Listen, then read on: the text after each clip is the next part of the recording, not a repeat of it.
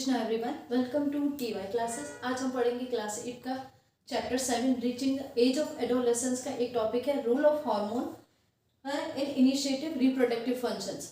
अब यहाँ क्या हो रहा है कि हार्मोन्स जो रिलीज हो रहे हैं वो किस तरीके से बॉडी में एक्टिवेट होते हैं, कहाँ जाके एक्टिवेट होते हैं, ये सारे हम इस टॉपिक में ये सारे पॉइंट्स हम इस टॉपिक में पढ़ेंगे। तो यहाँ क्या हो रहा है, रोल्स ऑफ हार्मोन्स जो रिलीज हो, हार्मोन्स जैसा पिछली क्लास में मैंने बताया था कि ये क्या होते हैं, ये कैसे केमिकल सब्सटेंस होते हैं जो हमारी बॉडी के अंदर एंडोक्राइन ग्लैंड रिलीज करती है। ये क्या करती है, एंडोक्राइन ग्लैंड रिलीज करती है। अब यही एंडोक्राइन ग्लैंड जो हार्मोन्स रिलीज कर रही है, ये क्या हो रहा है कि कुछ चेंजेस जो कर रहे हैं, जो अपने रेस्पेक्टिव चेंजेस जो हो रहे हैं वो अपने रेस्पेक्टिव चेंजेस बॉडी करते हैं बॉडी के अंदर, और ये फिजिकल फीचर्स के लिए भी लेटर और रेस्पॉन्सिबल होते हैं। तो किस तरीके से होते हैं, सबसे पहला क्या होता है कि पिट्यूटरी ग्लैंड जो हमारी ब्रेन के अंदर पिट्यूटरी ग्लैंड प्रेजेंट रहती है, ये पिट्यूटरी ग्लैंड क्या होती है, मास्टर ग्लैंड भी बोलते हैं इसको। तो ये पिट्यूटरी ग्लैंड क्या करती है, एक पर्टिकुलर हार्मोन रिलीज करती है। अब यही हार्मोन क्या होगा, ब्रेन से रिलीज होगा, इट मीन्स ब्रेन पार्ट से रिलीज होगा।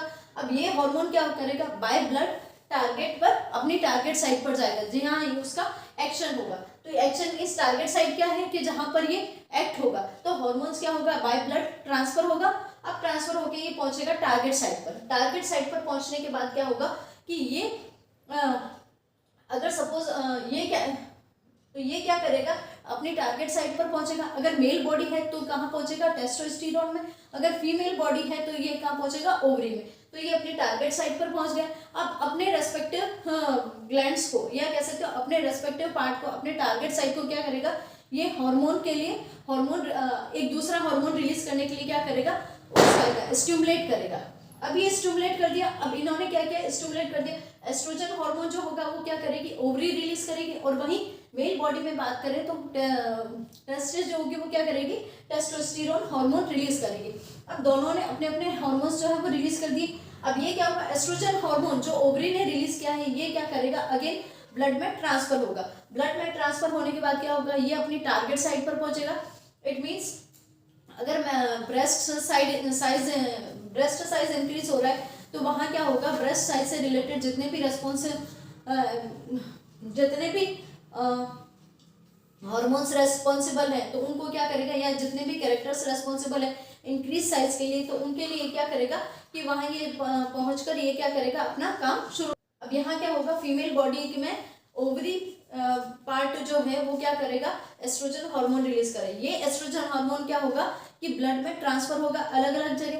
अब ये जहाँ ट्रांसफर, ये पूरे ब्लड में डिजोल्व होके ये क्या करेगा, ऐसी ऐसी जगह पर जाएगा जहां पर जहाँ इनकी जरूरत होगी, मतलब जो कैरेक्टर्स सेकेंडरी सेक्सुअल कैरेक्टर के लिए रेस्पॉन्सिबल होंगे वहां ये पहुंचेगा। इट मीन्स वो उनके लिए, एस्ट्रोजन के लिए क्या हुआ, टारगेट साइट क्या हुआ, वो टारगेट साइट जो सेकेंडरी सेक्सुअल कैरेक्टर्स स्टिमुलेट करेंगे। तो यहाँ क्या होगा, फॉर एग्जाम्पल जैसे बात करते हैं ब्रेस्ट की, तो ब्रेस्ट साइज फीमेल में क्या होगा, इंक्रीज होगा।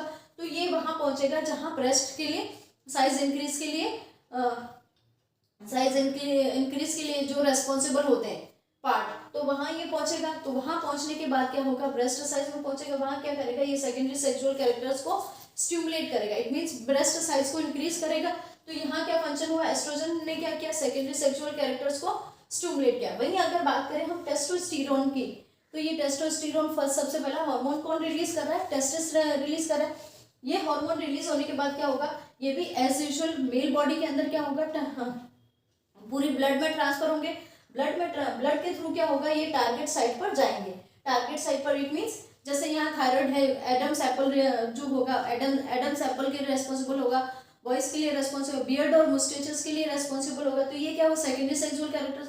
इन सेकेंडरी सेक्सुअल कैरेक्टर्स के लिए कौन रेस्पॉन्सिबल है, ये एक पर्टिकुलर वहां उस साइड पे जाएगा, और वहां जाके ये क्या करेगा, उस पार्ट को स्टिमुलेट करेगा। ये हार्मोन्स क्या कर रहे हैं, जो स्टिमुलेट कर रहे हैं किसको, बियर्ड और मुस्टेचेस फॉर्मेशन के पार्ट को, बियर्ड और मुस्टेचेस पार्ट को इंक्रीज करने के लिए या ग्रो करने के लिए रेस्पॉन्सिबल हो रही है। इसके अलावा प्यूबिक एरिया और अंडरआर्म एरिया में जो हार्मोन, अंडरआर्म एरिया में हेयर्स जो रिलीज हो रहे हैं उसके लिए कौन सा पार्ट रेस्पॉन्सिबल है, वहां पर ये पहुंच रहे हैं। तो इनडायरेक्ट वे में क्या हुआ कि पिट्यूटरी ग्लैंड क्या कर रही है, उन सब के लिए रेस्पॉन्सिबल है। और ये किस तरीके से जा रहे हैं, बाय ब्लड ये सब ट्रांसफर हो रहे हैं, ये हॉर्मोन्स जो रिलीज होते हैं वो सेकेंडरी सेक्सुअल कैरेक्टर्स के लिए रेस्पॉन्सिबल होता है. That is all about role of hormone in the initiating reproductive functions. Thank you. Thank you.